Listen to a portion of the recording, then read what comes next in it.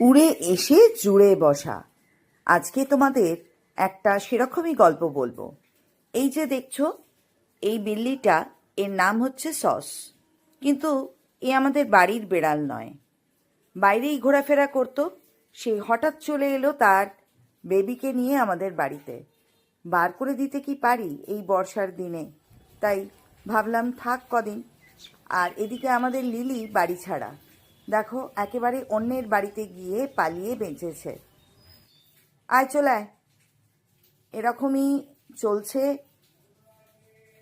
চলে যায় পাশের বাড়ি, আর পুরো টপকে আসে, একেবারে হিন্দি মুভি। আমরা যেরকম দেখতাম হিরোদের এক বাড়ি থেকে টপকে আর এক বাড়িতে যাচ্ছে, ঠিক সেই রকমই টপকে চলে যায়।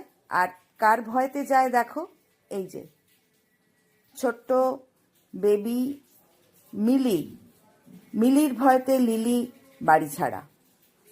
যাই হোক, আপাতত সস আর মিলি আমাদের বাড়িতেই রয়েছে, জানি না কতদিন থাকবে। আর তার ভয়তেই এই আমাদের লিলি বাড়ি ছাড়া হয়ে গেছে, খুব কষ্টে রয়েছে। তবে আস্তে আস্তে একটু বন্ধুত্ব হচ্ছে, জানি না আলটিমেটলি কি হবে, আমি কিচ্ছু বলতে পারছি না। আর এই যে ধরো দুটো বাড়ির মধ্যে গ্যাপ, এই গ্যাপটাও কিন্তু কম নয়, বেশ অনেকটাই। মিলি তো দেখি একেবারেই জাঁকিয়ে বসেছে, রয়্যাল বেঙ্গল টাইগারের চালে চলেছে।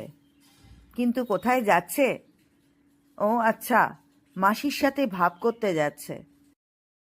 একটু সাহস হয়েছে দেখছি, লিলি বসে আছে নিশ্চিন্তে, মনে হচ্ছে। খাবার ছেড়ে চলে যাচ্ছে লিলি, আর সেই খাবার খেয়ে নিচ্ছে ছোট্ট মিলি।